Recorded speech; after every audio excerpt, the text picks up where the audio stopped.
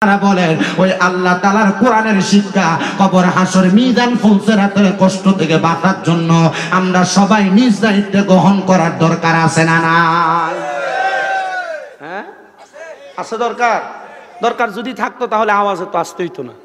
আর আমি আমার মাহফিলের স্বভাব, জীবনে আমি কাউকে মাহফিলের প্যান্ডেলে দাঁড়ায় থাকতে বসতেও বলি না। যেভাবে দাঁড়ায় আছেন এভাবে ওয়াজ শোনেন, কোনো অসুবিধা নাই। তবে শর্ত হলো কেউ আসতে চাইলে তাদেরকে জায়গা করে দিবেন। আপনাদের কি অসুবিধা হচ্ছে? কোনো সমস্যা হচ্ছে? আমি কিন্তু অনেক দিন পরে মৌলভীবাজারের সদর এলাকায় মাহফিল রাখছি, অনেক দিন পরে। ওই যে আমার আব্দুল আহাদ ভাই, উনি ফোন দেওয়াতে খুব সুন্দর করে মায়ার মানুষ কথা বলছেন, এই জন্য আমি রাখছি মাহফিল। আমি আমার কুমিল্লা জেলা সহ আশেপাশের জেলাগুলোতে মাহফিল করে আমার এদিকে আসা লাগে না।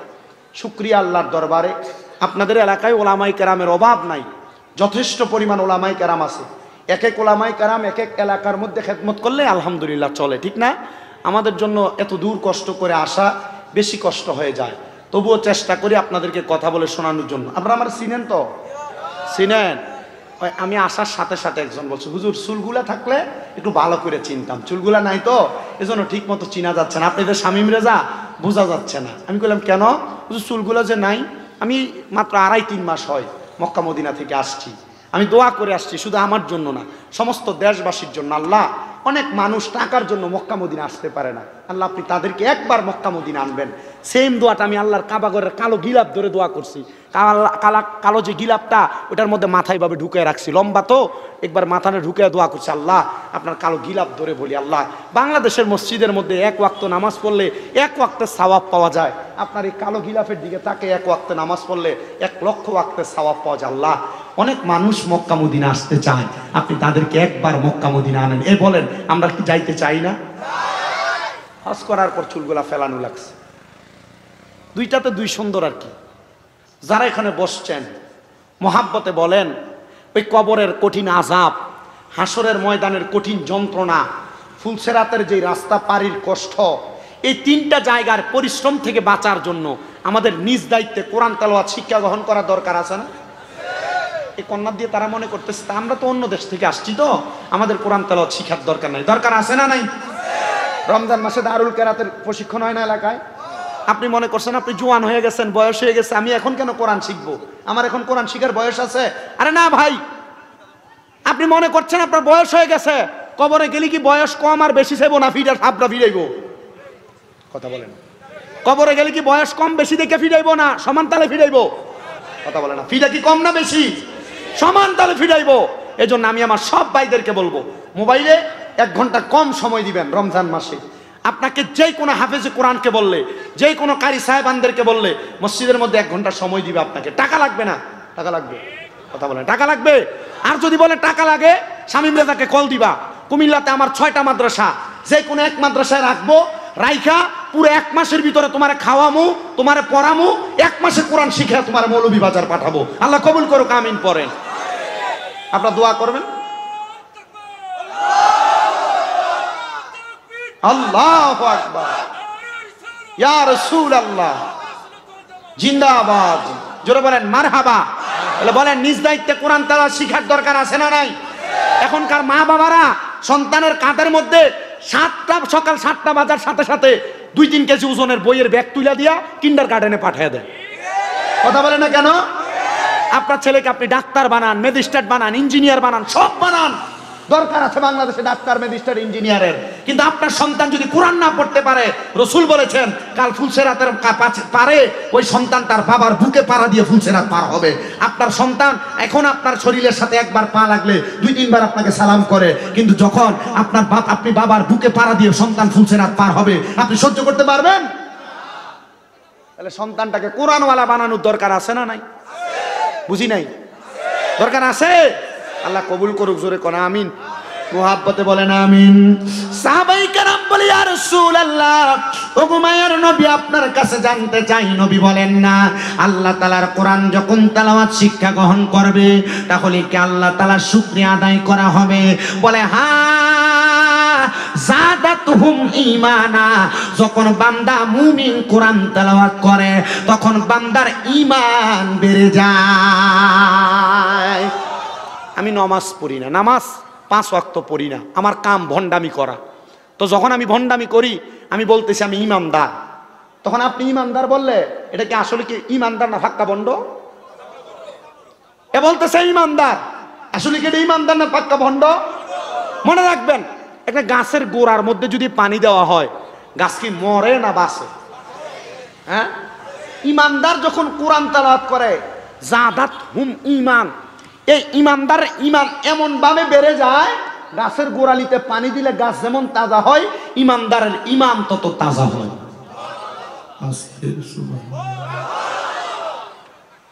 কুমিল্লার হুজুর সুবহানাল্লাহ, আমার মায়া করেও তো একটু জোরে বলতে পারেন। আল্লাহ যেন কবুল করে, জোরে পড়েন আমিন। সাহাবায়ে কেরাম বলে, নবী ও মায়ের নবী, আর কোরআন তেলাওয়াতের কয়েকটা ফজিলতের কথা বলেন। নবী আমার বলে, উম্মতের দলেরা, আল্লাহ তাআলার কোন বান্দা যদি আল্লাহ তাআলার কোরআনুল কারীমের এক একটা হরফ তেলাওয়াত করে, আমার আল্লাহ তাআলা ওই বান্দার আমলনামার মধ্যে এক একটা হরফের কারণে 10-10টা করে নেকি লিপিবদ্ধ করে দেয়। আবার কোন বান্দা যদি কোরআনের এক একটা আয়াত তেলাওয়াত করে মুখস্থ করে, হিফজ করে, মানে বান্দার সিনার মধ্যে ধারণ করে কোরআনের একটা আয়াত পড়ে, মনে করেন আপনি বললেন আলহামদুলিল্লাহি রাব্বিল আলামিন আর রহমানির রহিম মালিকি ইয়াউমিদ্দিন ইয়াকা না'বুদু ওয়া ইয়াকা নাস্তাঈন ইহদিনাস সিরাতাল মুস্তাকিম সিরাতাল লাযিনা আন'আমতা আলাইহিম গায়রিল মাগদুবি আলাইহিম ওয়ালাদ-দাল্লিন। জবান খুলে উচ্চ কণ্ঠে জোরে জোরে পড়েন আল্লাহু আকবার। আপনি যখন কোরআনুল কারীমের একটা আয়াত, একটা সূরা মুখস্থ করবেন, নবী আমার বলে, এই আয়াতে কারিমা মুখস্থ করার কারণে বান্দার প্রত্যেকটা রগে রগে, বান্দার প্রত্যেকটা শিরা উপশিরার মাঝে এমন ভাবে কোরআনের নূর বিস্তীর্ণ হতে থাকে, তখন বান্দা ওই কোরআনের কারণে বান্দার 3টা জিনিস বৃদ্ধি হয়। আলেমের এলেমের কারণে, বান্দার আলেমের এলেমের কারণে 3টা জিনিস বৃদ্ধি হয়। 1 নাম্বার বান্দার হায়াত বৃদ্ধি হয়, 2 নাম্বার বান্দার রিজিক বৃদ্ধি হয়, 3 নাম্বার বান্দার সম্মান বৃদ্ধি হয়। এজন্য যারা কোরআনওয়ালা, যাদের সিনার মধ্যে কোরআনুল কারীম রেখেছে, তাদের 3টা জিনিস বৃদ্ধি হয়, হায়াত বৃদ্ধি হয়, রিজিক বৃদ্ধি হয়, সম্মান বৃদ্ধি হয়। এবার আপনারা বলেন, আমরা সবাই তো বাঁচার জন্য কত চেষ্টা করি। একটা মানুষকে বাঁচানোর জন্য হসপিটালের মধ্যে 60-65-1 লক্ষ টাকা 24 ঘন্টার জন্য আইসিইউর বিল দেওয়া হয়, কিন্তু যখন বান্দা কোরআনের একটা আয়াত মুখস্থ করে, তখন আমার আল্লাহ তাআলা বান্দার হায়াত বাড়ায়া দেয়। বান্দা ইনকাম করার জন্য, টাকা পয়সা কামাই রুজি করার জন্য কত কষ্ট করে, মাথার গাম পায়ে ফালায়, বান্দা কত কষ্ট করে বিদেশের বাড়িতে কষ্ট করে। ও বান্দা, আল্লাহ তাআলার কোরআন মুখস্থ করার কারণে আল্লাহ তাআলা তোমার রিজিকের ফয়সালা করে দেয়, কষ্ট করা লাগবে না, আল্লাহ তাআলা গায়েবী ভাবে তোমাকে রিজিক দান করবে। আর 3 নাম্বার, সম্মানের জন্য কত বড় ব্যানার পোস্টার করা হয়, কত বড় নাম দেওয়া হয়, কত বড় ভাবে বান্দার প্রচার প্রসার করা হয়, কিন্তু বান্দা যখন আল্লাহ তাআলার কোরআনটাকে সিনার মধ্যে ধারণ করে, আমার আল্লাহ তাআলা অটোমেটিকলি বান্দার সম্মান জগতে বাড়ায়া দেয়। কষ্ট হচ্ছে আপনাদের? আপনারা আছেন তো ইনশাআল্লাহ কতক্ষণ? আমিও আছি আপনাদের কাছে কতক্ষণ।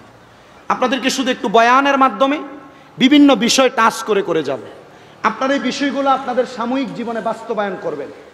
বাস্তবায়ন করতে পারলে আমার একটা বিশ্বাস, ওয়াজ মাহফিল মৌলভীবাজার জেলার মধ্যে প্রতি বছর হয় নাও যদি বলেন, সর্বনিম্ন 50-60 হাজার ওয়াজ মাহফিল হয় প্রতি বছর। হয় না? হয় না? হয়। কিন্তু এই ওয়াজ মাহফিল দিয়ে যদি মানুষ হেদায়েত হতো, হেদায়েত, তাহলে আপনাদের মৌলভীবাজার একটু আম পাবলিক থাকতো না, সব আল্লাহর ওলি হয়ে যেত। কথা বলে না? এখন ওয়াজ মাহফিলের মূল শর্ত তো হেদায়েত না। মাহফিল কমিটির নিয়ত, বক্তা হবে ভাইরাল, শ্রোতা হবে বেশি।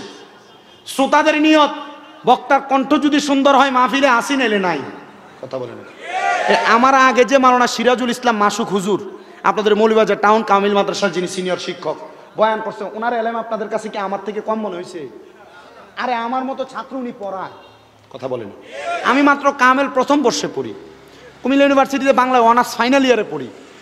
কিন্তু আমার কথা হচ্ছে, আপনারা এতগুলা মানুষ যে বসলেন, এই ওয়াজ থেকে কিছু নিয়ে যাওয়ার উদ্দেশ্য চিন্তাধারা ভিতরে আছে আছে তাহলে আমি যে কোরআন তেলাওয়াতের কথা বললাম, দাড়ি যদি পাইকেও যায়, যদি না পড়তে পারেন, শিক্ষা গ্রহণ করতে অসুবিধা? অসুবিধা? অনেকে চিন্তা করে, হুজুর বয়স বেড়ে গেছে, কোরআন তেলাওয়াত শিখবো, এটা কেমন দেখা যায় না? নবীজি বলছেন যদি পারো কোরআন তেলাওয়াত করো, না পারলে এই কোরআন তেলাওয়াতকে শিক্ষা গ্রহণ করতে কোরআনের দিকে তাকায়া থাকো। এক অন্ধ সাহাবী যুদ্ধাহত, হাত তুলছেন, ইয়া রাসূলুল্লাহ, নবীজি আমি তো চোখে দেখি না, আমি কিভাবে তাকাবো?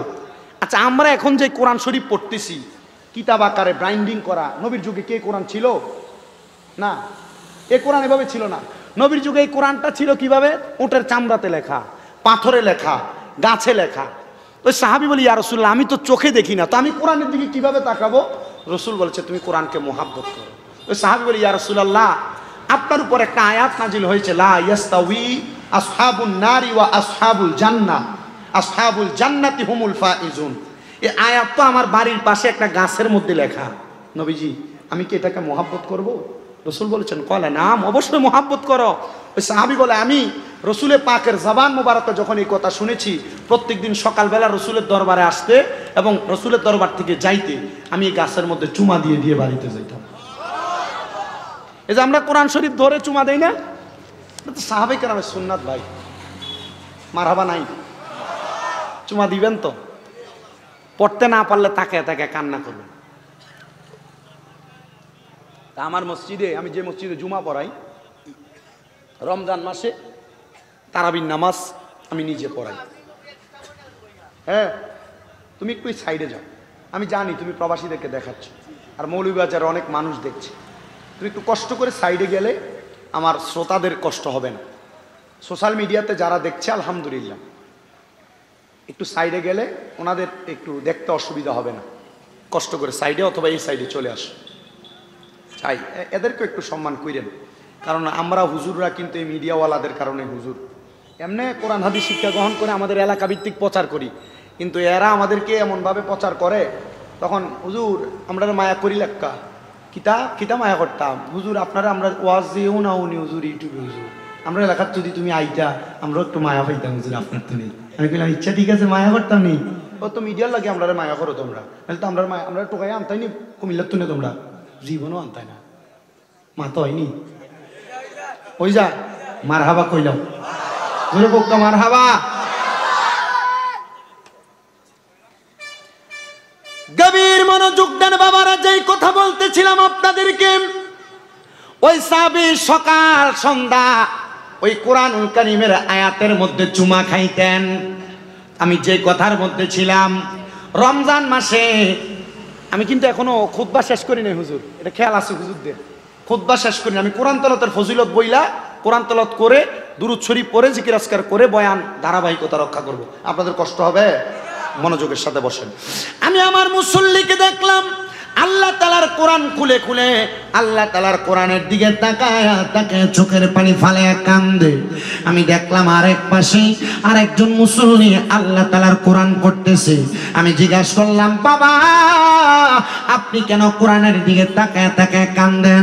উনি বলে, হুজুর আমি আল্লাহ তাআলার কোরআনের দিকে তাকায় তাকায় কান্না করার কারণ হইল আমি আমার দুনিয়ার ব্যস্ততায় সন্তানদেরকে মানুষ করতে যাইয়া আমি আল্লাহ তাআলার কোরআনটা শিখতে পারি নাই, এই জন্য আমার বড় আফসোস লাগে। আমি যদি কোরআন পড়তে পারতাম, আমার আল্লাহ তাআলা না রমজান মাসে এক একটা ইবাদতের সওয়াবের পরিমাণ এক গুণ থেকে 70 গুণ, 70 থেকে 700 গুণ পর্যন্ত বাড়ায়া দেয়। আমি যদি আল্লাহ তাআলার কোরআনুল কারীম তেলাওয়াত করতে পারতাম, তাহলে তো আমার আমলনামার মধ্যে 70টা থেকে 700টা কোরআনুল কারীমের খতমের সওয়াব হয়ে যাইতো। আমি পারি না, আমি কেমনে আল্লাহ তাআলার কোরআন শিখব, আমি কেমনে পড়ব? এই জন্য কোরআনের দিকে তাকায় তাকায় কান্দে। হুজুর বলেন গো, আমার আল্লাহ তাআলা কি আমাকে মাফ করবে নাকি? মনে রাখবা ও আমার কদম হাঁটা বিনয়শ্রী এলাকার ভাই বাবারা, আমার আল্লাহ তাআলার কোন বান্দা যদি আল্লাহ তাআলার কোরআনের সাথে সম্পর্ক রাখা কোরআনের দিয়ে তাকে জীবনটা কাটাইতে পারে, আমার আল্লাহ তাআলা ওই বান্দাকে কোরআনের মুহাব্বতে মাফ করে দেয়। জোরে বলি সুবহানাল্লাহ। হায়রে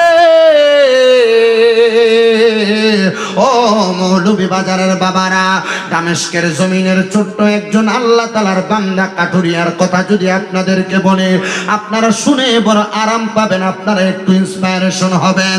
আল্লাহর বান্দা দুনিয়ার জমিনের মধ্যে কাজ ছিল, তিনি কাঠ কাটতেন, কাঠ কাইটা রাত্রবেলা বাড়ির মধ্যে আইসা নামাজের মুসল্লার ভিতরে চোখের পানি ফালায়া কাঁদতেন। তো দামেস্কের জমিনের মধ্যে বড় একজন আল্লাহর খাস নেককার বান্দা ছিল, যেই বান্দা দামেস্ক এলাকার রাস্তা দিয়ে যখন হাঁটতেন কোন কবরের দিকে তাকাইলে উনি কবরের অবস্থা দেখতে পাইতেন, বুঝতে পাইতেন। এবার বলেন আল্লাহর ওলিদেরকে এমন ক্ষমতা দেয় কি? জি, আল্লাহর ওলিদের এমন ক্ষমতাকে আপনারা বিশ্বাস করেন তো? তবে না, এদেরকে মানবেন যারা হক্কানি, এদেরকে মানবেন না যারা এখানে লেখছে উরুস মোবারক, স্টেজে আইনা বেরিয়ে না চায়। কি কথা বলেন না কেন? এদেরকে মানবেন না যারা এখানে লেখছেন উরুস মুবারক, এরা স্টেজে বাউল গান করে। কি আপনারা কথা বলেন না কেন?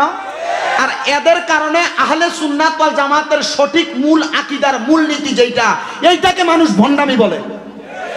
কথা বলেন না কেন?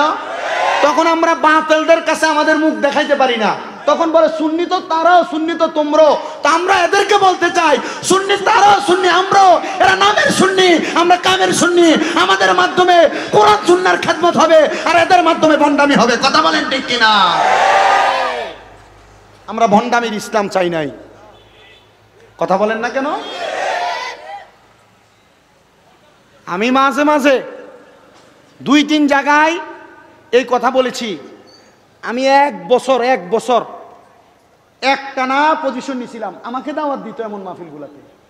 প্রথম দিন ওয়াজ হইতো, দ্বিতীয় দিন গান হইতো। তো এরা প্রথম দিন, এরা চালাক, এরা জানে ওলামায়ে কেরাম এমন গানের মাহফিলে যাবে না। এরা ওয়াজের একটা ব্যানার করে, পোস্টার করে, আর গানের একটা ব্যানার পোস্টার করে। সিটার কি নর্মাল ধরনের না ইন্টারন্যাশনাল সিটার? ন্যাশনাল সিটার না ইন্টারন্যাশনাল? ওয়াজের একটা ব্যানার আর গানের একটা ব্যানার। আমি টের পাই নাই। গত বছরের আগের বছর মানে 3 বছর আগে, 4র্থ বছর আমাকে আলেম ফোন দিছে কুমিল্লা জেলার হোমনা থানা থেকে। হুজুর, আপনি তো সুন্দর ওয়াজ করেন, মানুষকে হেদায়েতের পথে ডাকেন, কিন্তু আপনার আজকে প্রচার করলো দেখলাম হুজুর আপনার নাম বলতেছে, কিন্তু এই জায়গার ভিতরে পরের দিন গান হবে, আপনি কেমনে আসবেন?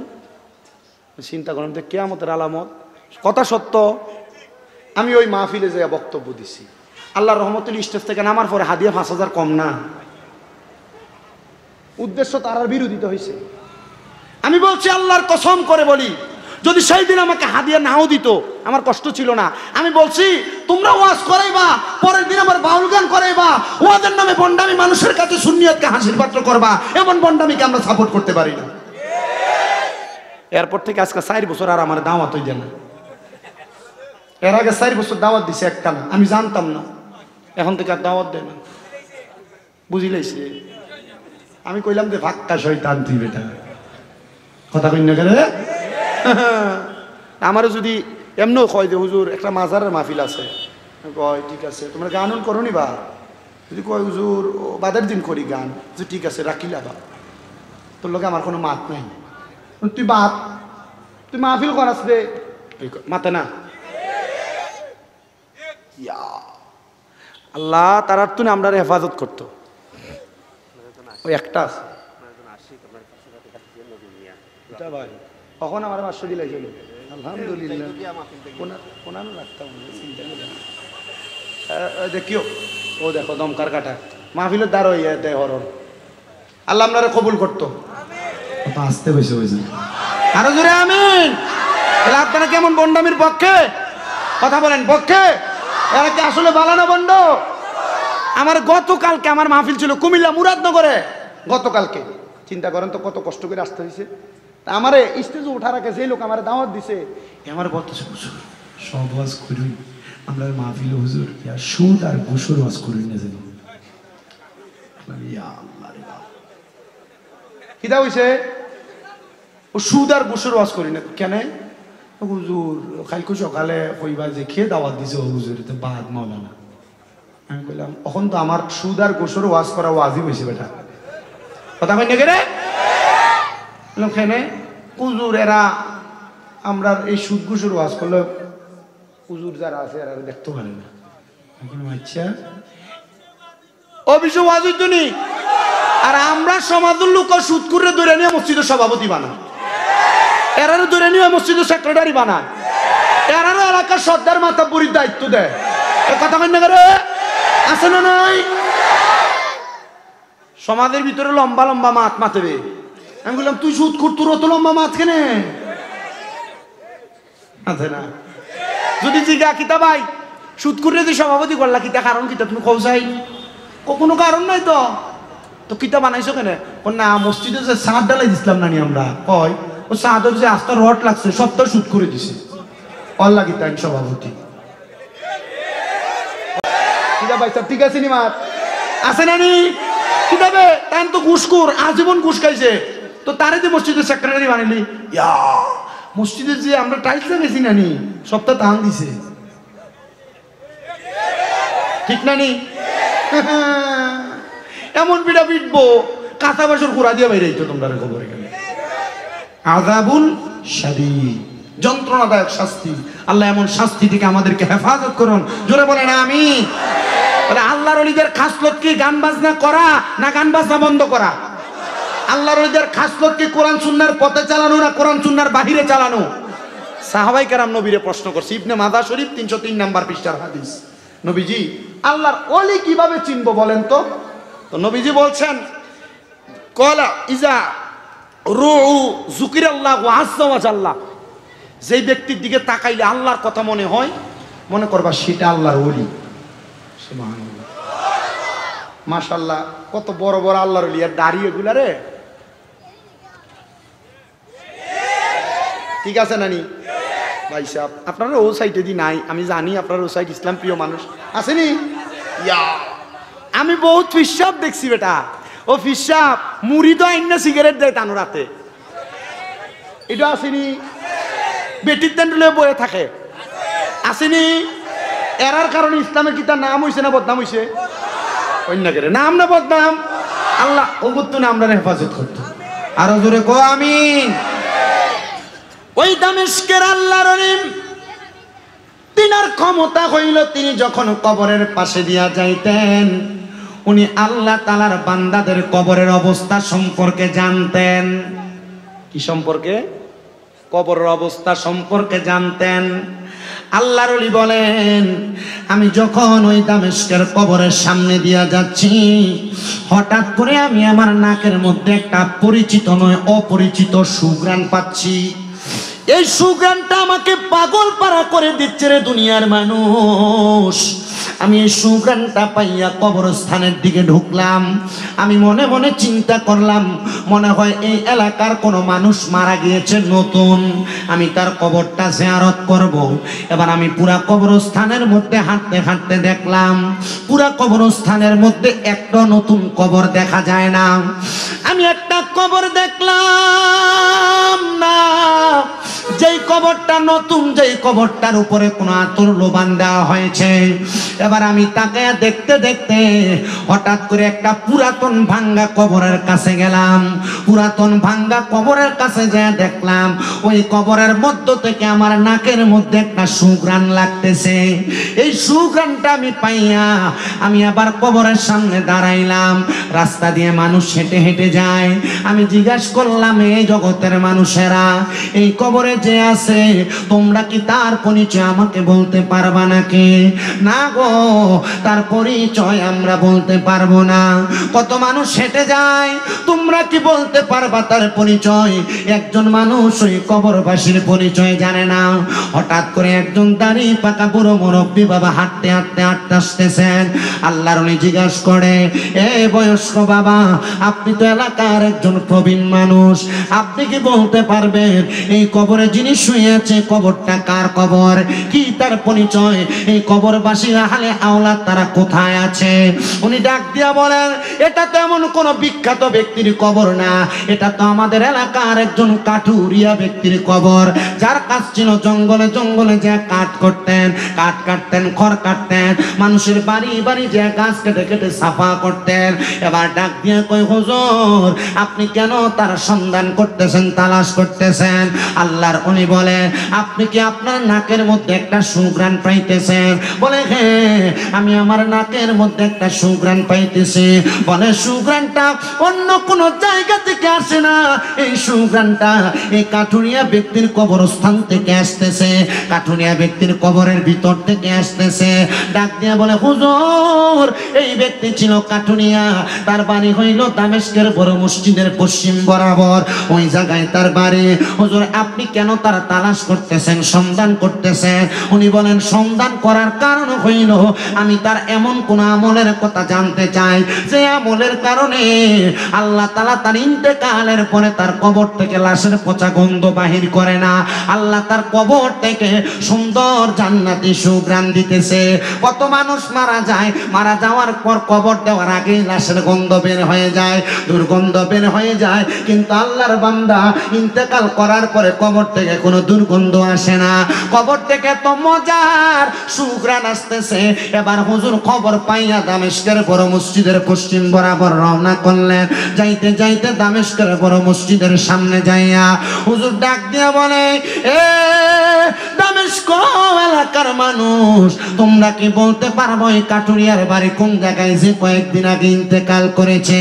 কেউ তার সন্ধান দেয় না। আল্লাহর উনি বলে, প্রত্যেক বাড়ি বাড়ি তালাশ করার পর একটা ঘরের সামনে যা দেখলাম ঘরের দরজাটা বন্ধ করা। আমি ঘরের সামনে যা সালাম দিলাম, আসসালামু আলাইকুম ওয়া রাহমাতুল্লাহ। তাহলে একটা মাসালা সাবেত হয়, একটা মাসালা শিক্ষা হয়, কোন মানুষের ঘরের সামনে গেলে ঘরের দরজা যদি বন্ধ থাকে ওই ঘরের দরজার সামনে যা সালাম দেওয়া লাগবে। কথা বলেন, কি দেওয়া লাগবে? যদি আপনার মায়ের ঘর হয়, বাবার ঘর হয়, ভাইয়ের ঘর হয়, ভাবির ঘর হয়, যার ঘর হোক না কেন ঘরে প্রবেশ করার আগে সালাম দেওয়া। বেশি উপরের ক্লাস লাগবে না, মাদ্রাসার মধ্যে ক্লাস 9, 10 এর মধ্যে বাবু সালামের অধ্যায়টা পড়ানো হয়, আর আলিম ক্লাসে উঠলে মিশকাতুল মাসাবির বাবু সালাম একটা অধ্যায় পড়া হয়।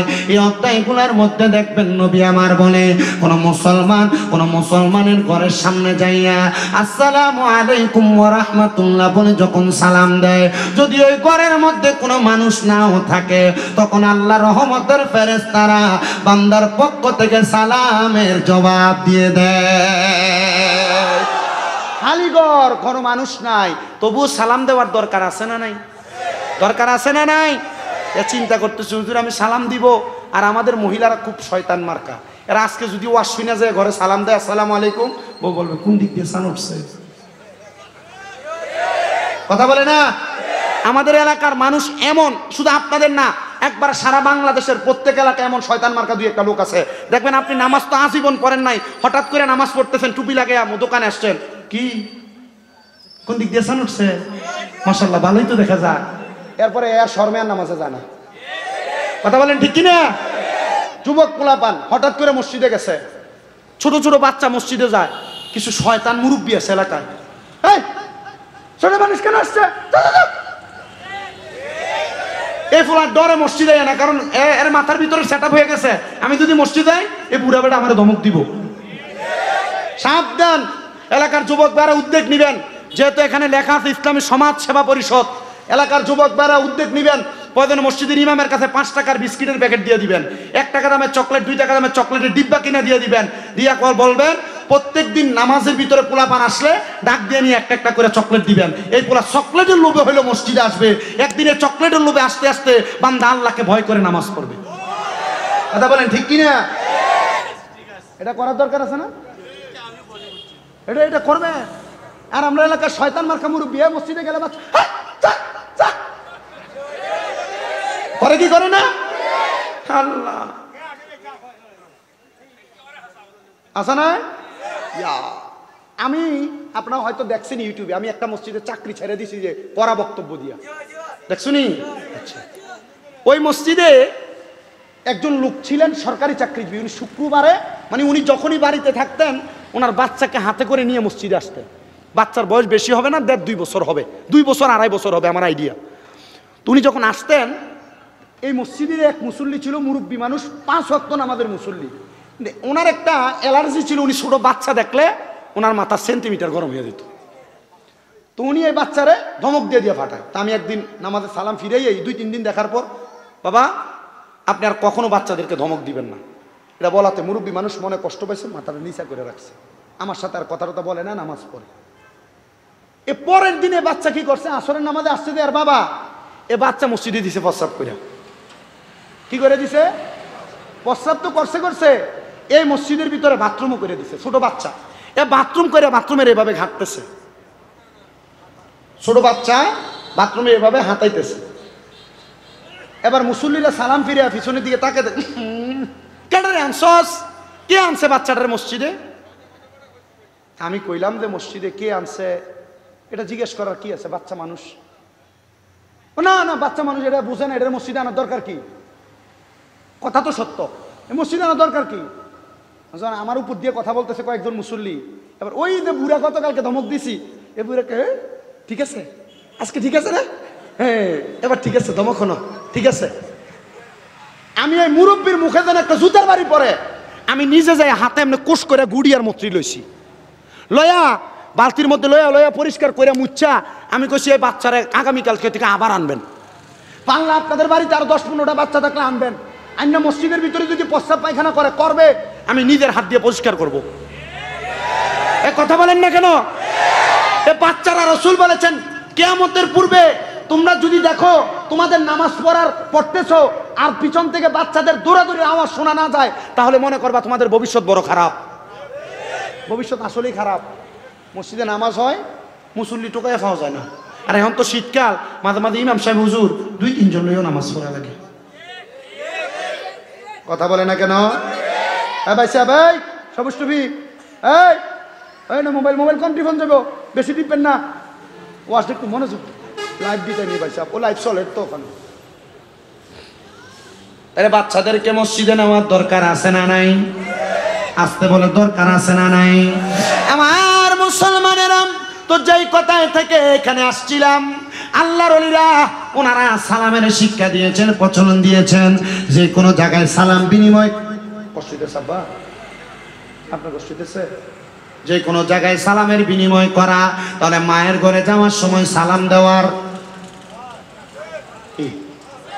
নিজের ঘরে যাওয়ার সময় সালাম দেওয়ার, কেউ যদি নাও থাকে সালাম দেওয়ার দরকার আছে। বাবাজিরা, বন্ধুরা আমার, আজকের মাহফিলটা সফল হবে কিনা জানি না, তবে আপনাদের কাছে আমার আবদার, আমি যে কথাগুলা বলে দিয়ে যাচ্ছি আপনারা কথাগুলা আপনাদের সামাজিক পারিবারিক জীবনে বাস্তবায়ন করবেন, তাহলে মনে করবেন মাহফিল কবুল হয়ে গেছে। এ মুসলমান, এ বিনয়শ্রীর বাবারা, এ কদম হাটার বাবারা, একটু মনোযোগ দিয়ে বয়ানটা শ্রবণ করার চেষ্টা করেন। আল্লাহর নবী বলেন, আমি এবার ঘরের সামনে যাই সালাম দিলাম, আসসালামু আলাইকুম ওয়া রাহমাতুল্লাহ, আমার সালামের কোনো জবাব দেয় না। দ্বিতীয়বার সালাম দিলাম, আসসালামু আলাইকুম ওয়া রাহমাতুল্লাহ, আমার সালামের কোনো জবাব দেয় না। তৃতীয়বার সালাম দিলাম, আসসালামু আলাইকুম ওয়া রাহমাতুল্লাহ, কোনো জবাব পাইলাম না। নবীর হাদিস শিখিয়ে দে, কেউ ঘরের দরজার সামনে যাইয়া 3বার সালাম দিলা, কোনো জবাব যদি না পাও তাহলে ঘরে প্রবেশ করবা না, তুমি তোমার জায়গা পরিবর্তন করবা, মাকাম পরিবর্তন করবা, স্থান পরিবর্তন করবা। আল্লাহর নবী বলেন, আমি এবার নবীর হাদিস মোতাবেক ঘরের সামনে থেকে হাঁটতে হাঁটতে কয়েক কদম হাঁটলাম, হঠাৎ করে পেছন থেকে সালামের জবাব পাইলাম, ওয়া আলাইকুমুস সালাম ওয়া রাহমাতুল্লাহি ওয়া বারাকাতুহু। আমি তাকাইলাম না, রাগান্বিত হয়ে গেলাম। দ্বিতীয়বার আমার সালামের জবাব দেয়, ওয়া আলাইকুমুস সালাম ওয়া রাহমাতুল্লাহি ওয়া বারাকাতুহু। তৃতীয়বার আমার সালামের জবাব দেয়, ওয়া আলাইকুমুস সালাম ওয়া রাহমাতুল্লাহি ওয়া বারাকাতুহু। আমি 3বার সালামের জবাব পাইলাম। এবার চতুর্থবার মহিলার পক্ষ থেকে আমার সালাম দেওয়া হচ্ছে, আসসালামু আলাইকুম ওয়া রাহমাতুল্লাহ। আমি বুঝতে পারলাম 3বার সালামের জবাব দেওয়ার পর এবার যদি তার সালামের জবাব পাইয়া কথা না বলে, তাহলে আরেকবার তাকে সালাম সালাম দেওয়া, আমি আবার পেছনে না ফিরা আমি পেছনের দিকে 20 কদম হাঁটলাম আর বললাম ওয়ালাইকুমুস সালাম। এ মহিলা আমি তোমারে 3 বার সালাম দিলাম, তুমি জবাব দিলা না কেন গো? কেন তুমি আমার কথাটার জবাব দিলা না? ডাক দিয়ে কই হুজুর আপনি যখন আমারে সালাম দিয়েছেন আমি নফল নামাজরত অবস্থায় ছিলাম, আপনি প্রথম সালাম দিয়েছেন আমি তাশাহুদ পড়তেছিলাম, দ্বিতীয় সালাম দিয়েছেন আমি দুরূদ শরীফ পড়তেছিলাম, তৃতীয়বার সালাম দিয়েছেন আমি সেই জায়গার মধ্যে দোয়ায়ে মাসুরা পড়তেছিলাম। হুজুর তৃতীয় সালাম দেওয়ার পর আপনি আর অপেক্ষা করেন নাই, চলে যাচ্ছেন। এবার আমি এসে আপনার সালামের জবাব দিলাম, আপনি তাকান নাই। হুজুর আমি জানি আপনি হয়তো আমার প্রতি রাগান্বিত হয়ে গেছেন, কারণ কি গো হুজুর আপনি কেন আমার ঘরের সামনে আসলেন? আপনার গলার আওয়াজটা বড় পরিচিত লাগে, মনে হয় দামেস্কের বড় মসজিদের হুজুর আপনি চলে আসছেন। হুজুর ডাক দিয়ে কয় মা,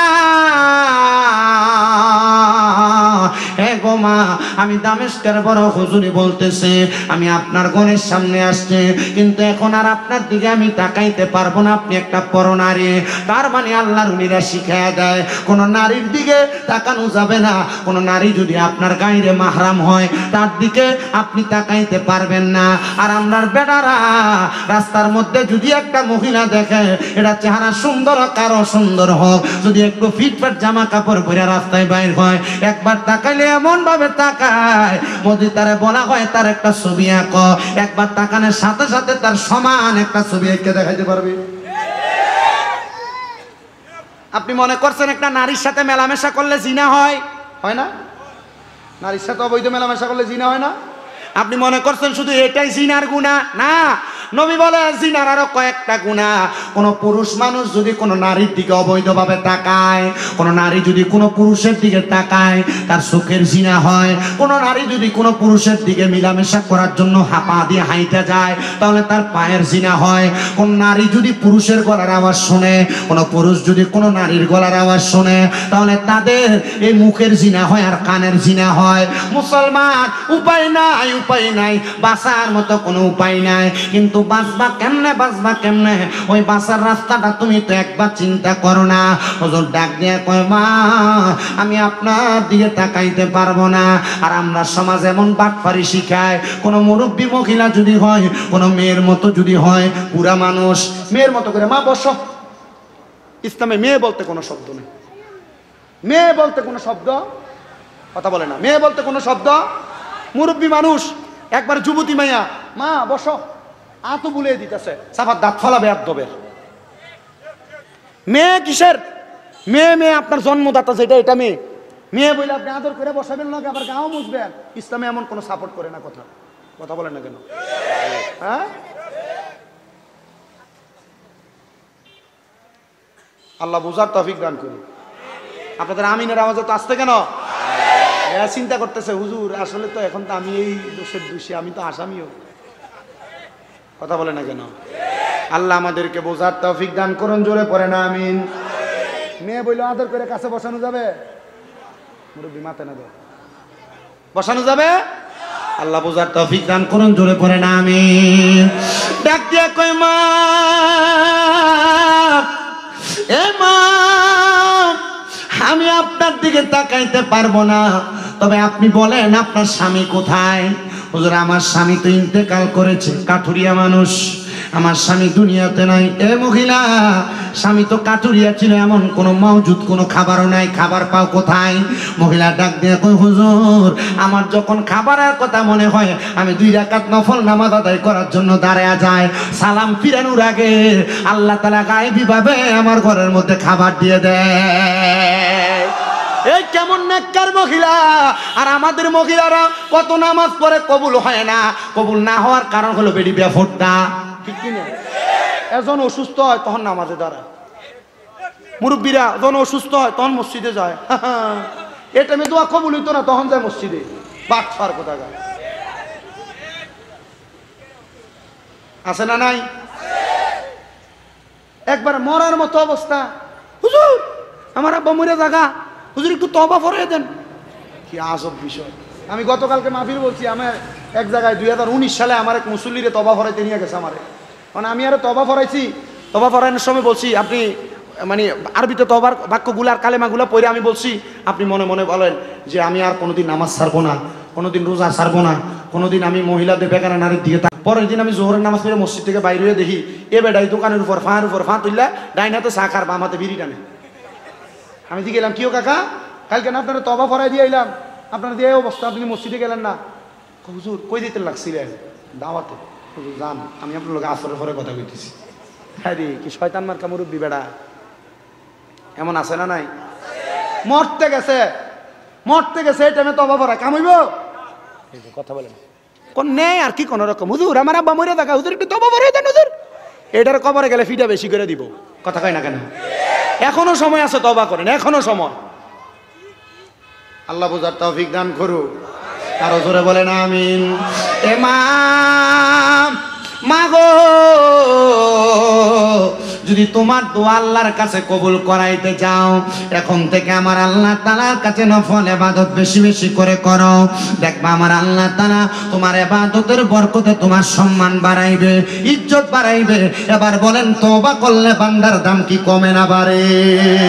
নবী বলতেছে, তওবা করলে বান্দা আল্লাহর নিকটবর্তী হয়, বান্দার কাছাকাছি থাকে আল্লাহর। এজন্য সবার কাছে আবদার, প্রত্যেকদিন রাত্রবেলা ঘুমানোর আগে তওবা করে ঘুমাইবেন। যদি এই রাত্রে মারা যান, শহীদের মরণ পাবেন, শহীদের মরণ। আল্লাহর ওলি ডাক দেয়া কয়,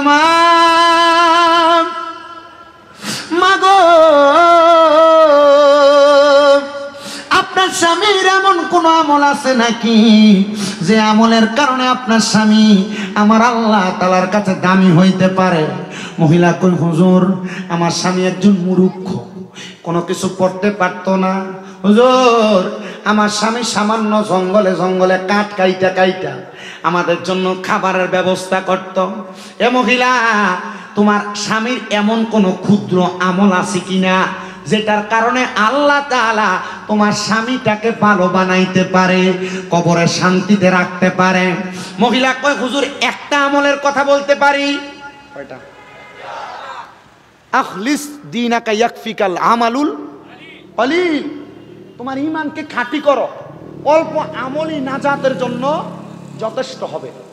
আমার মাদ্রাসার যেটি নুরানিতে পড়ে বাচ্চা, নুরানিতে এখনো 22-23টা 25টা হাদিস শরীফ পারে, আলহামদুলিল্লাহ পড়ে। কুমিল্লা নূরপুর চৌমোহনী চকবাজারে তাহফিজুল কোরআন ইন্টারন্যাশনাল হিফজ মাদ্রাসা।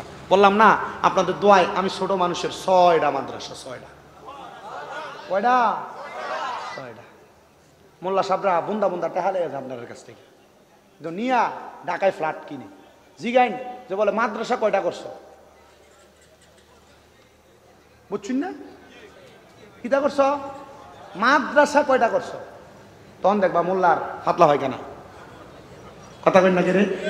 আমার জীবনে বড় একটা স্বপ্ন, আমি আমার এলাকায় একটা কমপ্লেক্স আকারে করব। মহিলা মাদ্রাসা থাকবে, পুরুষ মাদ্রাসা থাকবে, হেফজখানা থাকবে, দাতব্য শিক্ষালয় থাকবে, এরপরে মসজিদের আন্ডারে সহ মানুষের সুন্দর একটা চলাচলের ব্যবস্থা থাকবে। আপনারা বলেন, এমন যদি হয় এলাকার ভিতরে সুন্দর হবে না? সুন্দর হবে না? এগুলা করতে পারলে লাভ আছে না? আল্লাহ করার তৌফিক দান করুন। জোরে পড়ে না আমিন, মোহাব্বতে পড়ে না আমিন। আমার মুসলমান, হে আমার কদম হাঁটা বিনয় অশ্বিনী বাবারা, মহিলা বলে, হুজুর আমার স্বামীর একটা নেক আমল আছে, যে আমলটা আমার স্বামী সারাদিন পর্যন্ত জঙ্গলে কাঠ কাটতেন, কিন্তু সন্ধ্যাবেলা যখন বাড়িতে আসতেন কাঠ বিক্রি করে যে টাকা হইতো, এই টাকা দিয়া আমার স্বামী আটা এবং গম চাল কিনাই না আমার কাছে দিতেন, আর আমি এগুলা পাকাইতাম। আমার স্বামীকে দেখতাম বাড়ির মধ্যে যাইয়া আমার স্বামী আল্লাহ তাআলার কোরআনটাকে খুলতেন, আল্লাহর কোরআনের দিকে তাকায়া তাকায়া কানতেন। আমি আমার স্বামীকে একদিন জিজ্ঞাসা করলাম, স্বামী গো, আপনি তো আল্লাহ তাআলার কোরআন পড়েন না, কোনদিন আপনার মুখের মধ্যে কোরআন পড়ার আওয়াজ পাইলাম না, কিন্তু আপনি আল্লাহ তাআলার কোরআনের দিকে তাকায়া তাকায়া কান্দেন, কারণ কি? ডাক দিয়া কই, স্ত্রী আমি তো কোরআন শরীফ পড়তে পারি না। আমার দামেস্কের বড় মসজিদের হুজুর বয়ান করে বলছেন, যদি কোরআনের দিকে তাকায় কাঁদতেও পারে, আল্লাহ তাআলা হয়তো চোখের পানির বরকতে আমারে মাফ করে দিবে। এই জন্য আমি কান্দি। এরপর থেকে আমি আমার স্বামীকে কোনোদিন কান্না করতে বাধা দেই নাই। হুজুর আপনি কি এমন কোনো বিষয় জানেন আল্লাহ তাআলা আমার স্বামীকে কবরে বড় কষ্ট রাখছে? হুজুর বলে না মা, এই বিষয়টা জানার জন্য আমি আপনার কাছে আসছি গো মা। এবার আল্লাহর ওলি চলে গেলেন বাড়ির মধ্যে যাইয়া আল্লাহর ওলি রাত্রবেলা 2 রাকাত করে তাহাজ্জুদ নামাজের নিয়ত করলেন। নামাজটা বড় দামি নামাজ। হুজুর বলে 2 রাকাত করে 4 রাকাত, 3 4 12 রাকাত তাহাজ্জুদের নামাজ পড়া আমি আমার আল্লাহ তাআলার কাছে কাঁদতে লাগলাম। মুনিব ও পরওয়ারদিগার, কত কবর দেখলাম কিন্তু কাটুরিয়ার কবরের মতো কোনো কবর দেখলাম না যার কবর থেকে সুঘ্রাণ আসে, সুঘ্রাণ।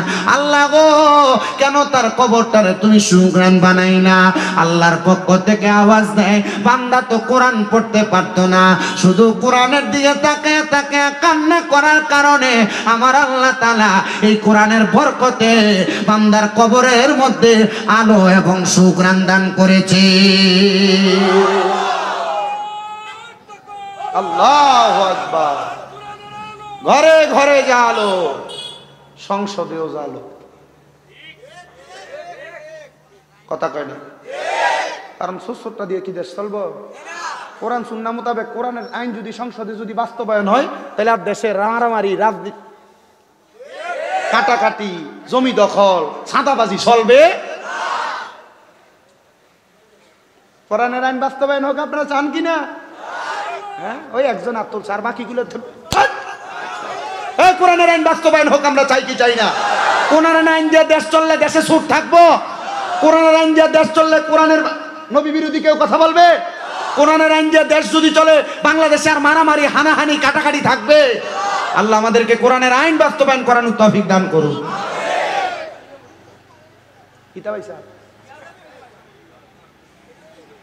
আল্লাহ বোঝার তৌফিক দান করুন, জোরে কোন আমিন। তাহলে কোরআন তেলাওয়াত করতে পারতেন না, শুধু কোরআনের দিকে তাকিয়ে তাকিয়ে কি করতেন? কথা বলে না, কি করতেন? কাঁদতেন। আরে কান্নাকারি করার কারণে আল্লাহ তাআলা কবর থেকে সুঘ্রাণ নাকে লাগাই দিয়েছেন। আচ্ছা আপনারা বলেন তো, তাহলে কোরআন যারা পড়ে, কোরআন যারা মুখস্থ করে, এরা দাম কত? এরা ইজ্জত কত? এরা সম্মান কত?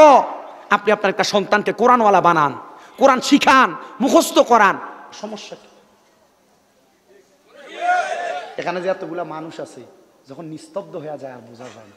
আল্লাহ আল্লাহ, যতগুলা কথা বলেছি আমার কথা থেকে ফায়সা কথাগুলা বাদ দিয়ে যে কথাগুলা হেদায়াতের আলোর প্রদীপ হবে, আল্লাহ প্রত্যেকের সিনাতে সিনাতে দান করে দাও। তাহলে কোরআন পড়বেন, তেলাওয়াত করবেন, না পারলেও কোরআনের দিকে তাকিয়ে তাকিয়ে কান্না করবেন, করলে লাভ হবে। আল্লাহ সেই লাভ আমাদেরকে দান করুন। আরো জোরে বলেন আমিন। অনেক দাড়ি পাকা মুরব্বী বাবা চোখে দেখে না, চোখে দেখে না, আছেন অনেক জাপসা দেখে। একজন আশিক বলতেছে, তোমার বয়স যখন পড়বে বাটি, সঙ্গী হবে বাঁশের লাঠি, কিছু কিছু কম শুনবি তুই কানে, হাই রে কিছু কিছু কম শুনবি তুই কানে, ওরে বল কমিবে হাতে পাই, পেশারে মাথা ঘুরাই, ছোট অক্ষর দেখবি না নয়নে, নিরনে জনে দিবে তোরে দোজকের আগুনে, বলেন দিবে তোরে দোজকের আগুনে, নিরনে জনে দিবে তোরে দোজকের আগুনে, বলেন পূর্বে তোরে দোজক নিরঞ্জনে দিবে তোরে দোজকের। আপনার বয়স যখন বার হবে, লাঠি ছাড়া হাঁটতে পারেন না, চোখে দেখেন না, এই কোরআনটারে ধইরা বুকের সাথে জড়াইয়া কান্না কইরেন। ফায়দা দেওয়ার মালিক কে? যাচা দেওয়ার মালিক কে? আমরা এতটুক বিশ্বাস রাখি যে বান্দা জবান দিয়ে কোরআনের একটা আয়াত পড়ছে, কালিমা তাইবা পড়ছে, এই বান্দারে আল্লাহ তাআলা জাহান্নামে দিবে বলে আমার কাছে মনে হয় না। আমার কাছে মনে হয় না। আমার এক উস্তাদ মাওলানা আব্দুল মান্নান হুজুর, উনি মাঝে মাঝে বলে, শোনো, নবীজির উম্মতকে আল্লাহ তাআলা জাহান্নামে দিবে না। খুব মায়া করে বলতেছে, যারা রহমাতাল লিল আলামিন নবীর উম্মত, আল্লাহ এদেরকে জাহান্নামে দিবেন। আমি গেলাম হুজুর, তো মানুষ এত গুনাহ করতেছে, বদ কাজ করতেছে, এরা জাহান্নামের আগুনে পুড়বে না? হুজুর বলতেছে, শোনো, আল্লাহর দুইটা নাম আছে, বিসমিল্লাহির রহমানির, কয়টা নাম? এ দুইটা নাম দুই জায়গার জন্য খাস। আমি গেলাম হুজুর কেন? হুজুর বলতেছে, এই বিসমিল্লাহ তাফসির পড়েছি। হুজুর বলতেছে, তাফসির পড়ার পর আমি দেখলাম আল্লাহর আর রহমান যে নামটা এটা দুনিয়ার জন্য খাস, আর রহিম যে নামটা এটা আখিরাতের জন্য খাস। বললাম হুজুর এটার মানে কি? বলে আল্লাহর কাহারিয়তের একটা সুরুত থাকবে, বড় ভয়ঙ্কর থাকবে, কিন্তু আল্লাহ তাআলার কুদরতি কদমে যখন রসুলের পাকের কদম মোবারক ঠেকায় দিবে, কপাল মোবারক ঠেকায় দিবে, তখন আল্লাহর কাহারিয়তের সুরুত ধারণ করবে না। আল্লাহ এমন মায়ার হয়ে যাবে, তখন আল্লাহ তাআলা রসুলের পাককে এমন ক্ষমতা দিবে, রসুলের পাক সুপারিশ করে নবীর উম্মতদেরকে জান্নাতে নিয়ে যাবে। আর রসুলের পাক সাল্লাল্লাহু আলাইহি ওয়াসাল্লাম বলতেছেন, আমি নবীকে যখন বলা হবে জান্নাতের দরজা খোলার জন্য, সর্বপ্রথম ওমাই ইয়াকরাউ বাবাল জান্নাহ, সর্বপ্রথম ওমাই ইয়াকরাউ বাবাল জান্নাহ, যা সর্বপ্রথম জান্নাতের দরজা আমি নবীকে খোলার জন্য বলা হবে, তখন আমি নবী জান্নাতের দরজা খুলতে গেলে ফেরেশতা আমি নবীরে প্রশ্ন করে, মানাংতা, আপনি কি? মারহাবা বলেন। সব ফেরেশতারা নবীকে দেখছেন, কিন্তু আল্লাহ তাআলা জান্নাতের দরজার সামনে এই ফেরেশতাকে নবীকে দেখান নাই। তো তখন রসুল বলবে, আনা মুহাম্মাদুর সাল্লাল্লাহু। রসুল যখন পরিচয় দিবে, তখন এই পরিচয় পেয়ে ফেরেশতা বলবে, আপনার সম্পর্কে আমাকে বলা হয়েছিল, আপনি ছাড়া যেন অন্য কেউ আসলে জান্নাতের দরজা না খোলা হয়।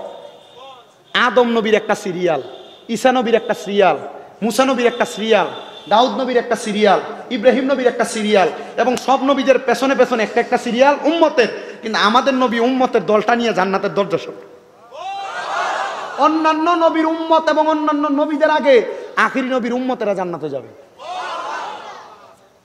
আমি হাদিস শরীফ যখন পড়ি আমার মাথা শুধু বেটকা, হ্যাঁ, আমি কোন নবীর উম্মত হইলাম? মারহাবা পড়েন।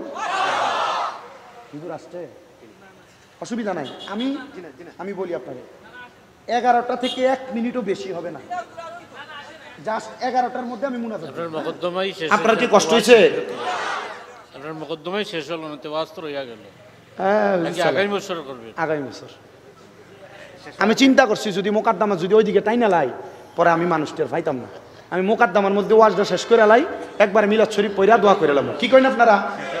রাজি আছেন না ইনশাল্লাহ? শেষ হওয়ার আগে বলে একটু জিকির হইতো, হইতো হইতো। ভাই সাহেব, আমার জিকিরের সিস্টেম কিন্তু আলাদা। দাঁড়াইবা, লগের টাটান দিয়ে বয়ে লেব, কথা বুঝছো? মানুষ তোমার বন্ধ করবে, ওলা জিকির আমার নাই, ধরে শুধু টান দিয়ে বয়াইবা। রাজি আসুননি? রাজি আসুননি? কারণ বহুত বদনাম আছে, আছে না নি? বদনাম তুই আল্লাহ আমরা হেফাজত করতো। আমিন খুব, আরো জোরে আমিন। তো রাহমাতুল্লিল আলামিন নবী ফেরেশতাদের সামনে যখন যাবে, ফেরেশতা বলবে আপনার সম্পর্কে আমাকে বলা হয়েছিল, তখন ফেরেশতা এভাবে দরজা খুলে দিবে। আখিরি নবী মুহাম্মাদুর সাল্লাল্লাহু, ওই নবীজি জান্নাতের এই দরজা যে আটকায়, এটারে আপনারা কি বলেন? চৌখাট, চৌখাট বলেন না? হাদিস শরীফের ব্যাখ্যাকারী আব্দুল হক মুহাদ্দিস দেহলভী বলছেন, নবীজি জান্নাতের দরজার চৌখাটের মধ্যে যে দাঁড়াবেন, জান্নাতে প্রবেশ করবেন না, নবীজির উম্মতদেরকে জান্নাতে নিবেন। নবীজির একটা উম্মত যদি জাহান্নামে থাকে, ততক্ষণ পর্যন্ত নবী জান্নাতের দরজা বন্ধ করবে না। একটা উম্মত যদি জাহান্নামে থাকে, নবীজি জান্নাতের দরজা বন্ধ করবে না। সেদিন হায় হায় হাহাকারে পইরা যাবে ধনী, পিপাসায় ফাটিবে ছাতি, মগজ গলে পানি, কান্দিয়া জমিবে যত আদম সন্তান, আদম নবীর কাছে যাইয়া চাইবে এহসান। আদম বলবে নাফসি নাফসি,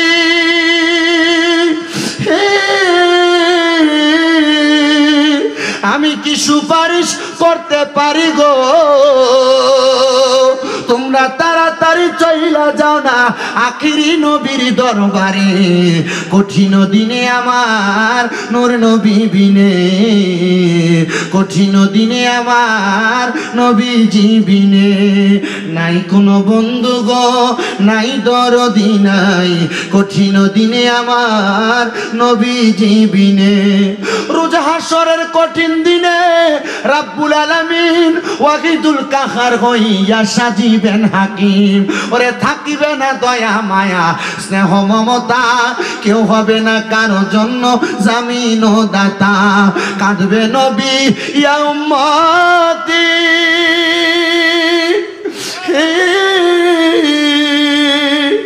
আমার উম্মতের কি হবে গতি গো, উম্মতের নাজাত দিবে আখিরি নবীর কারণে, কঠিন দিনে আমার নূরে নবী বিনে, কঠিন দিনে আমার নূর নবী বিনে। হে আমার মৌলভীবাজারের কদমহাটা বিনয় ইসলামী সমাজ সেবা পরিষদের উদ্যোগের জান্নাতের বাগানের বাবারা, ওই নবীজির প্রেমে পাগল হয়ে আল্লাহ তাআলার কোরআনটারে তোমরা শিখিবা, আল্লাহ তাআলার কোরআনের সাথে সম্পর্ক লাগাইবা। দেখবা তুমি মরার পরে তোমার কবরের মধ্য থেকে সুঘ্রাণের অভাব নাই। রহমতের নবী বলে রে, দুনিয়ার জমিনে যেই ব্যক্তি আল্লাহ তাআলার কোরআন শিখে কইছিলাম সম্মান কয়টা বাড়ে? বুঝলে গেছেন গা? 3টা বাড়ে। 1 নাম্বার হায়াত বাড়ে, 2 নাম্বার আল্লাহ তাআলা সম্মান বাড়ায়, 3 নাম্বার আমার আল্লাহ তাআলা রিজিক বাড়ায়। রিজিক মারহাবা পড়েন মারহাবা। আমার মুসলমান, তবে আমার নবী বলে একদিন মাগরিবের নামাজের পূর্ববর্তী সময়ে আমি নবীর কাছে আমার উম্মতের অনেকগুলো আমল নামা আনা হয়েছে, কিন্তু আমি দেখলাম আমার উম্মতের আমল নামার মধ্যে অনেক বেশি আমল নামা, কিন্তু এক জাতের আমল দেখলাম গুনায় ভরপুর, বড় মারাত্মক গুনাহ দেখা যায়। আমি আমার আল্লাহ তাআলার কাছে জিজ্ঞাসিত করলাম এই গুনার আমলটা কিসের গো? আমার আল্লাহ তাআলা জানায়া দেয়, বান্দা ও নবী মুহাম্মদুর রাসূলুল্লাহ, এই গুনাহটা হইল এমন বান্দা যেই বান্দা কোরআন শিক্ষা গ্রহণ করেছে কিন্তু কোরআনের একটা আয়াত ভুলে গিয়েছে। কেউ যদি কোরআনের একটা আয়াত শিখা কোরআনের আয়াতটা ভুলে যায় তাহলে এটার মতো বড় গুনাহ নবী বলেন আর কোনো কিছু আমি দেখি নাই। ও মায়ার নবী, তাইলে বুঝতে পারলাম কোরআন শিখলে যেমন লাভ, কোরআন শিক্ষা ভুলে গেলে তার চাইতে আরো মারাত্মক গুনার ভাগীদার হওয়া লাগে। এবার চিন্তা করে দেখেন, ওই আল্লাহর খাস বান্দা তাহাজ্জুদের নামাজের মাধ্যমে একজন কোরআনওয়ালা বান্দার অবস্থা সম্পর্কে আল্লাহর কাছ থেকে জানেছেন, আল্লাহর কাছ থেকে অবগত হয়েছেন। তাহলে আপনারা বলেন যে ইবাদতের নাম বললাম, ওই ইবাদতের নাম সালাতুত তাহাজ্জুদের নামাজ। আপনাদের কাছে আবদার, অনেকে বিদেশে যাইতে পারেন না, অনেকে ব্যবসা করেন বরকত হয় না, অনেকের স্ত্রীর গর্ভে সন্তান হয় না, অনেকের দুনিয়ার বিপদ আপদ ছাড়ে না। আমি বলবো আপনার কাছে আবদার বাবারা, আল্লাহ তাআলার কোরআনুল কারীম ঘোষণা করে ওয়া মিনাল লাইলি ফাতাহাজ্জাদ বিহি নাফিলাতাল লাকা আসা আইয়াবাসাকা রাব্বুকা মাকামান মাহমুদা। আল্লাহ কই নবীজি আপনি রাতের কিছু অংশে তাহাজ্জুদের নামাজ আদায় করেন, অতি সত্বর আপনাকে প্রশংসার জায়গা মাকামে মাহমুদ দান করা হবে। আমার নবীর উপরে এই আয়াত যখন নাযিল হয়েছে, আম্মা জান আয়েশা সিদ্দিকা বলেন আমি দেখলাম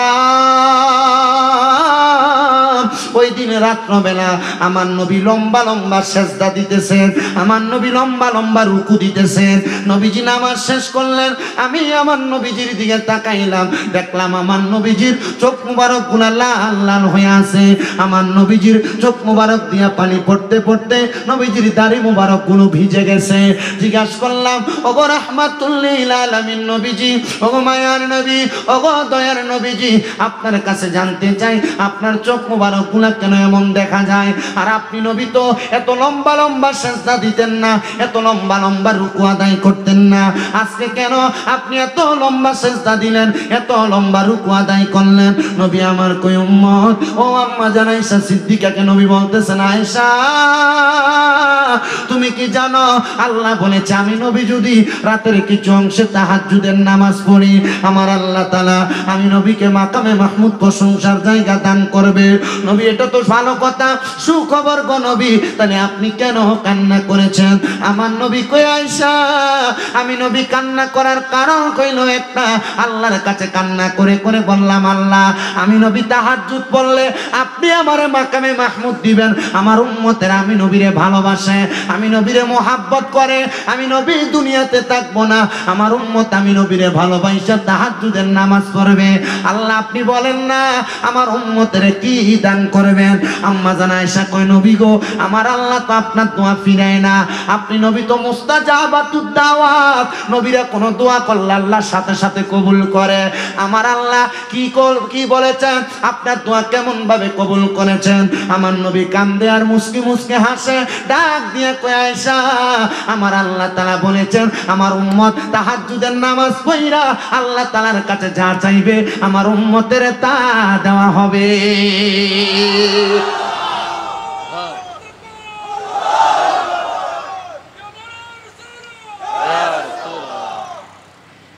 নামাজটার নাম কিসের নামাজ?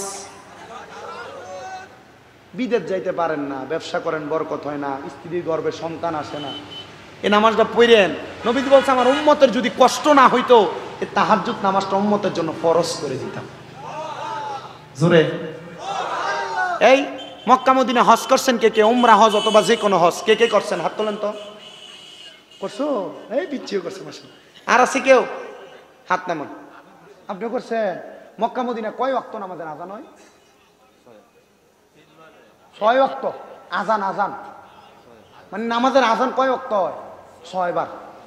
আচ্ছা কয়বার হয়? 6 বার। কেন হয়? ফজরের আগে তাহাজ্জুদের নামাজের একটা আজান হয়। এ বাবা সৌদি আরবে স্বর্ণের দাম কম না বেশি? এরা তাহাজ্জুদের নামাজ জামাতে পড়ে, তো আল্লাহ তাআলা বরকত সৌদি আরব দিব না, তুমি বাংলাদেশের ছোট্টারে দিব? তুমি তো নামাজই পড়ো না, তাহাজ্জুদ পড়বা কোন সময়? কথা কয় না কেন? আল্লাহ তাআলা এত বরকত কিভাবে দান করেছেন, এত বরকত কিভাবে মক্কা মদিনায় দিয়েছেন? আশেক বলে ভালোবাসার জায়গা মদিনা, ভালো লাগার জায়গা মদিনা, বলেন ভালোবাসার জায়গা মদিনা, ভালো লাগার জায়গা মদিনা, বলেন ভালোবাসার ভালো লাগার মদিনা শরীফে নূরের খাজিনা, মদিনা শরীফে নূরের খাজিনা, আশিক ছাড়া অন্য বুঝে না, ভালোবাসার জায়গা মদিনা, বলেন ভালোবাসার জায়গা মদিনা, ভালো লাগার জায়গা মদিনা, এত সুন্দর জায়গা কোথাও দেখি না, এত সুন্দর জায়গা কোথাও দেখি না, সাজিয়েছেন দয়াল রাব্বানা, ভালোবাসার জায়গা মদিনা, বলেন ভালোবাসার জায়গা মদিনা, ভালো লাগার। যাইতে চাননি আপনারা? শুধু ভালোবাসার জায়গা, কি মজা!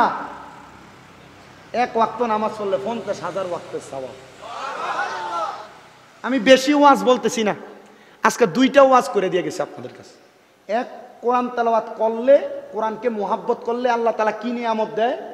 2, তাহাজ্জুদ নামাজ পড়লে আল্লাহ কি নিয়ামত দেয়। বন্ডামি করছি না? ওই কজি বলে ভালো আল্লাহর গজব। বন্ডামি করছি, উল্টা পাল্টা মারছি, বুঝছেন না? ঠিক আছে, আমি জানি তুমি বুঝছো না, বুঝলে দিব না কইটা না। আল্লাহ কবুল করুক, আমিন করেন। এই 2টা আমল আমি পাবো তো ইনশাল্লাহ। শোনেন, আমার ইবাদত আল্লাহর কাছে কবুল হবে কিনা এটার কোনো গ্যারান্টি আমি দিতে পারি না, তবে আপনারা যদি এই আমলগুলা করার কারণে আল্লাহ তাআলা আপনারা মাফ করে, যদি কবরে গেলে আল্লাহ আপনারা জান্নাতে দেয়, তখন একবার সন্ধান করেন, আল্লাহ ওই শামীম রেদার কথা শুই না কোরআন রে মহব্বত করছিল, শামীম রাজার কথা শুই না তাহাজ্জুদ নামাজ পড়ছিলাম একদিন, আল্লাহ এটার কারণে যেহেতু আমার মাফ করছো, আল্লাহ শামীম রাজা খুব, তখন আপনি ট্রয়ে দেখবেন আল্লাহ আমার জাহান্নামের আগুনে ফুটতেছে। কই ফুটতেছে? জাহান্নামের আগুনে ফুটতেছে। তখন আমার একটু টোহাই আপনারা আমার লয়ে দিন, নিতেন না? আমার খুঁজা নিয়ে যাবেন না? আল্লাহ যদি আমার ক্ষমতা দেয়, আমি আল্লাহর কাছে কথা বলার সুযোগ যদি আল্লাহ আমারে দেয়, আমরা আল্লাহর কম আল্লাহ আখিরি নবীর যত উম্মত আছে সব উম্মতের গুণাটি আমারে দিলাম, সব উম্মতের গুণাটি আমার দিয়া আমার একা জাহান্নামে দাও, আল্লাহ সব ডিরে তুমি জান্নাতে দিয়ে দাও। আমারও যদি আল্লাহ সুযোগ দেয় আমি এটাই করি। তখন আল্লাহ তো নিজেই কইব, আমি যদি এটা আল্লাহ কই পারি যে বান্দার ভিতরে এত মায়া, সবাইরে মাফ করে দিয়ে বান্দা একা চলতে চায়, ঠিক আছে যা, সবাই টিও মাফ, তোর টিও মাফ, সব দিয়ে এক লগে জান্নাতে যা, মারহাবা। এটা একটা সুযোগ আছে, এটার একটা সুযোগ। আমরা নবীর উম্মত যারা, মানে আখিরি নবী মুহাম্মদ মুস্তাফা সাল্লাল্লাহু, এই নবীর উম্মত যারা, তারা আল্লাহ যে কোন একটা ফেরকা দিয়ে বাঁচাই দিবে। মারহাবা নাই রে, আরো জোরে বলেন না মারহাবা। আল্লাহ যেন আমাদেরকে কবুল করে, জোরে বলেন আমিন। ও বাবা, কোরআন পড়লেন, তাহাজ্জুদ পড়লেন, কিন্তু মা বাপরে বাদ দিলেন না। ইস,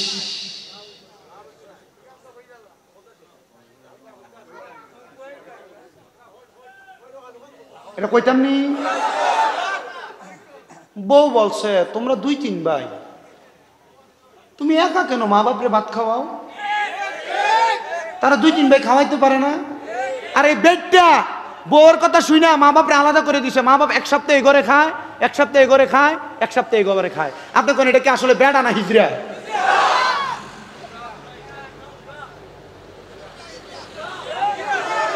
কথা কন না।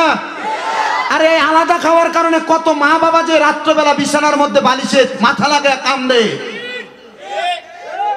মা বাপের চোখ দিয়ে পানি বাইর করছ, কবরে গেলে আল্লাহ তাআলার কাছে মাপ পাইবা না। কারণ আল্লাহ তাআলার নবী বলছেন সাখাতুর রব্বি ফি সাখাতিল ওয়ালিদাইন, আম্মা আব্বার অসন্তুষ্টিতে আমার আল্লাহ অসন্তুষ্ট হয়ে যায়।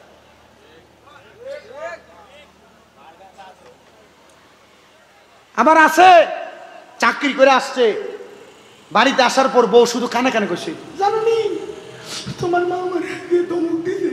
এই ছেলে যায় মা বাপের গায়ে হাত তোলে, মা বাবার ধমক দেয়, অন্যায় আচরণ করে। আমি কমু দাও তোমার পাও আমার সামনে দাও, কেউ যদি এগুলো করে থাকো দাও, আমি আমার জিহ্বা দিয়ে তোমার পাও পরিষ্কার করে দিব। ওয়াদা করবা এখান থেকে বাড়িতে যে ওই মা বাবার পায়ে ধরে মাপ চাইবা। আর নচেত পুরা মৌলভী বাজার না, পুরা সিলেট বিভাগের সবচাইতে বড় আলেম দিয়ে ওয়াজ করাইবা, আর আম্মা আব্বারে কষ্ট দিবে, এই ওয়াজ দিয়ে কোনো লাভ হবে না। দাও তোমার পাও আমার সামনে দাও, আমি আমার জিহ্বা লাগে তোমার পাও পরিষ্কার করে দিব।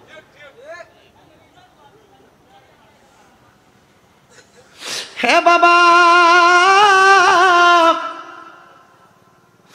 আমি এই মৌলভী বাজারের কদম হাটা বিনয়শ্রীর বাবাদের কাছে বলতে চাই, আম্মা আব্বার পা ধরে মাপ চাইলে তোমার দাম কমবে না, তোমার সম্মান কমবে না, তোমার ইজ্জত কমবে না। আমি বলবো আম্মা আব্বার পায়ের কাছে ছোট হইতে পারলে আমার আল্লাহ তাআলা তোমার সম্মান বাড়াইয়া দিবে, ইজ্জত বাড়াইয়া দিবে। কিন্তু না, সন্তান বলতেছে হুজুর মাপ চাইব দূরের কথা, আমি তো 2 ঈদের সময় আমার মা বাবার পাশে সালামই করি না। আইরে নবী শিখে দে উম্মত, শুধু পাশে সালাম করা না, সালাম করা না, মাঝে মাঝে যদি সুযোগ পাও হে উম্মত, আম্মা আব্বার কদমের মধ্যে চুমা দিবা। আম্মা আব্বার কদমে চুমা দিলে আল্লাহর জান্নাতের চৌখাটে চুমা দেওয়ার সওয়াব পাওয়া যায়।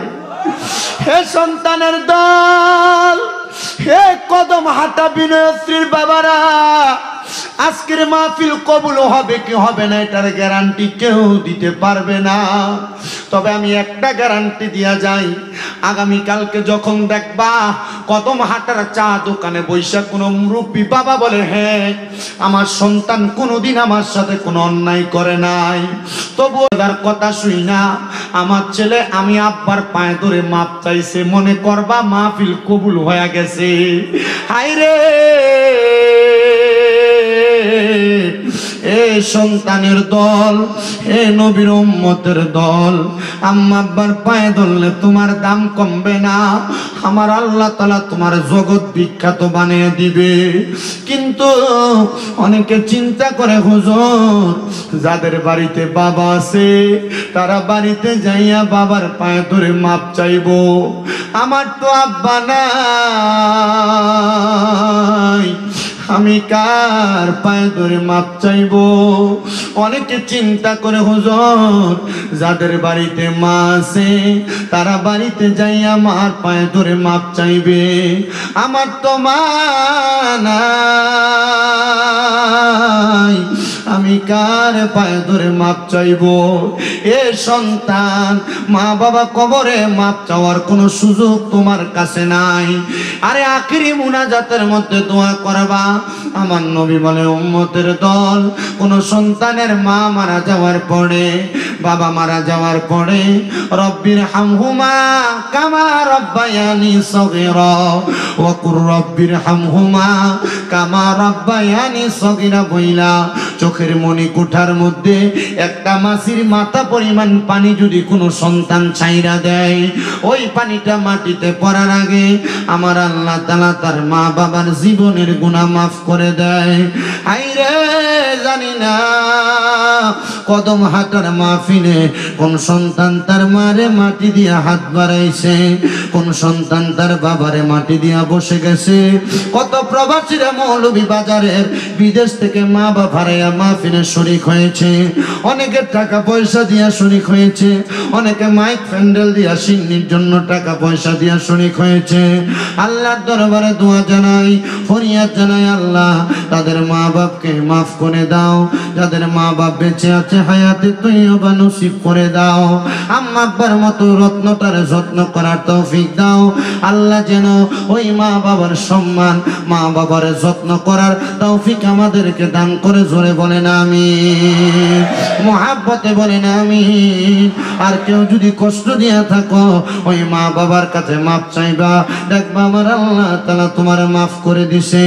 আম্মা আব্বা যেন তোমার কাছে কোনো কিছু চায়া না নেওয়া লাগে, আম্মা আব্বারে এমন ভাবে চালাইবা দেখবা আমার আল্লাহ তাআলা গায়েবী ভাবে তোমার সম্পদ দেয়, গায়েবী ভাবে সবকিছু দিয়ে সহযোগিতা করে। আল্লাহ তাআলা যেন আমাদের প্রত্যেকের আম্মা আব্বারে মাফ করে দেয়, যাদের মা বাবা বেঁচে আছে আম্মা আব্বার হায়াতে বরকত দান করে দেয়। আসলেন নবী এই দরাতে রহমত বরকত নিয়ে, আসুন সবাই তাজিমে সালাম দেই ওই নবীকে, ইয়া নবী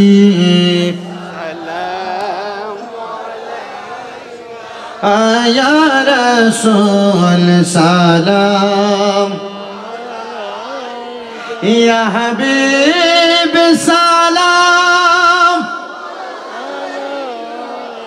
জগতে মারহাবা আল্লাহ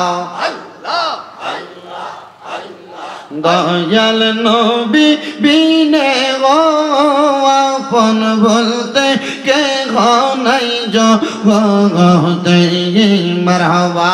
জবানটা খুইলা আল্লাহকে শরণ নাই,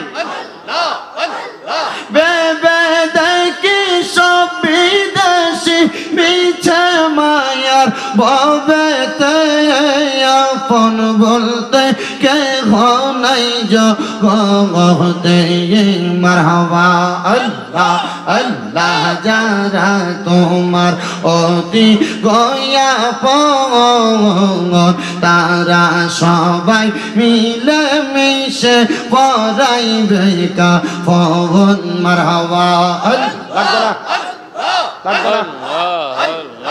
আল্লাহ আল্লাহ। যারা তোমার অতি গয়া পন তারা সবাই মিলে মিশে পড়াইবে কাফন, মারহাবা।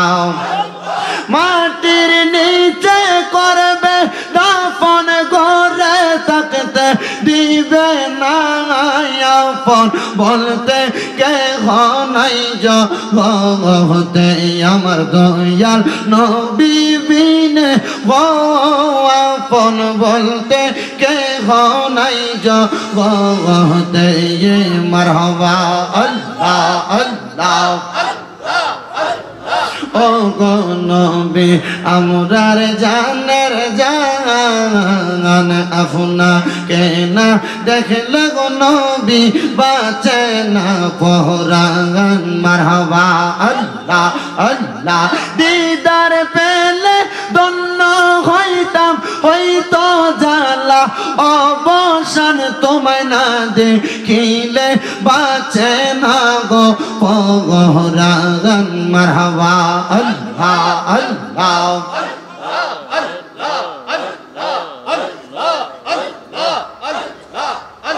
লা ইলাহা ইল্লাল্লাহু মুহাম্মাদুর রাসূলুল্লাহ সাল্লাল্লাহু আলাইহি ওয়াসাল্লাম সবাই পড়ি সাল্লাল্লাহু আলাইহি ওয়াসাল্লাম আল্লাহুম্মা আমিন আল্লাহুম্মা আমিন আলহামদুলিল্লাহি রাব্বিল আলামিন আসসালাতু ওয়াসসালামু আলা রাসূলিহিল কারীম রব্বানা আতিনা ফিদ দুনিয়া হাসানাতাও ওয়া ফিল আখিরাতি হাসানাতাও ওয়া কিনা আযাবান নার या इलाही रहम फरमा मुस्तफ़ा की वास्ते खोल दे दरवाज़ाए रहमत गदा की वास्ते रहमतुल लिल आलमीन खत मेरे रसूल जाने जहा अहमद हामिद मोहम्मद मुस्तफ़ा की वास्ते मबूदो